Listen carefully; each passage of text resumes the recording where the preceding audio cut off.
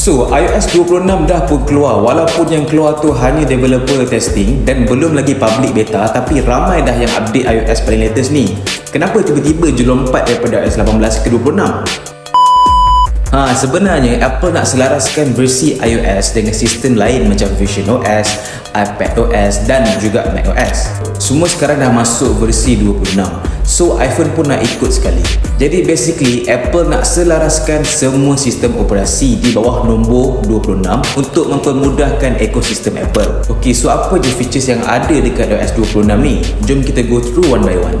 Okay, yang pertama, lock screen interactive widget. Lock screen sekarang bukan setakat tengok jam sahaja, korang juga boleh tengok live tracking order makanan ke, scoreboard bola ke, ataupun nak check apa-apa yang live tracking tanpa unlock phone. Semua info-info penting sekarang stay depan lock screen sahaja. Okay, yang kedua, smartphone and messages app. Contoh, bila nombor yang tak dikenali call phone korang akan automatic tapis and bagi alert kalau nombor tu macam suspicious. Dan juga kalau nak buat group chat pun lagi best, sebab sekarang ni dah boleh buat poll, dah boleh set custom background and juga ada live reaction. Ok, yang ketiga, live call translation. Kalau korang ada call dengan orang luar negara, auto translate feature ni memang sangat-sangat berguna. Dia boleh translate live masa call, siap keluar subtitle sekali. Senang nak sembang dengan klien ataupun kawan-kawan yang bercakap dengan lain bahasa daripada kita. Yang keempat, Apple Intelligence dan Apple Games App.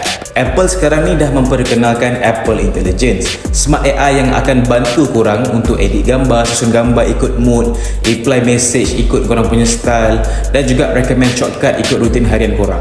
Plus, ada satu app baru nama dia Apple Games, tempat semua game-game best dalam satu tempat. Tak payah dah cari satu persatu dekat App Store.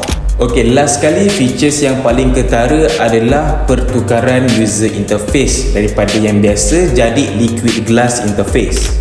Liquid glass interface ni bukan sekadar nama fancy je, tapi dia bawa visual appearance yang betul-betul rasa macam phone korang tu macam hidup tau. Dia contoh bila korang buka menu, panel ataupun toolbar sekarang akan berubah size ikut situation. Contohnya bila korang fokus dekat satu benda, automatic apps-apps yang lain ataupun benda-benda yang lain tu dia akan jadi kecil supaya tak nampak macam serabut. Icon pun dia bukan sekadar flat tau yang macam sebelum-sebelum ni. Dia dah macam terapung tau. Dia terapung, liquid glass dia macam terapung and then dia rasa macam wobbly, faham tak?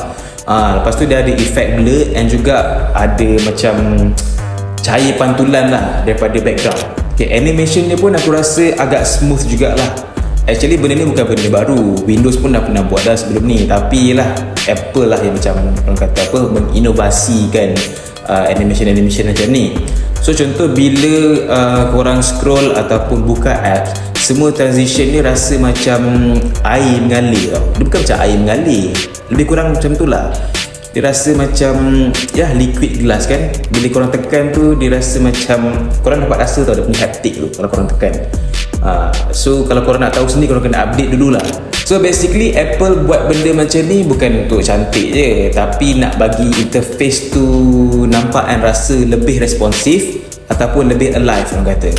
So kalau korang nak update iOS sekarang dah boleh update dah. Tapi satu benda yang korang ingat, public beta belum release lagi. Kalau korang nak try, korang hanya boleh download developer beta, which is of course memang akan ada masalah sebab sekarang ni bukan dia punya final version lagi. Apple masih lagi testing iOS 26 ni.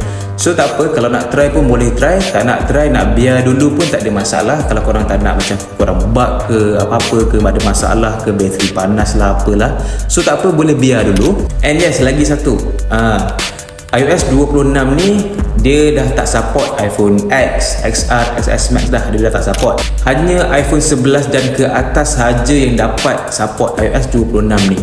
Okay, so kalau korang nak upgrade phone baru, nak tukar phone baru, korang bolehlah consider untuk beli dengan The Zack. Okay, macam biasa, kalau korang rasa video ni bermanfaat dan informatif, jangan lupa tekan butang like, share and subscribe. Okay, jumpa korang dekat next video.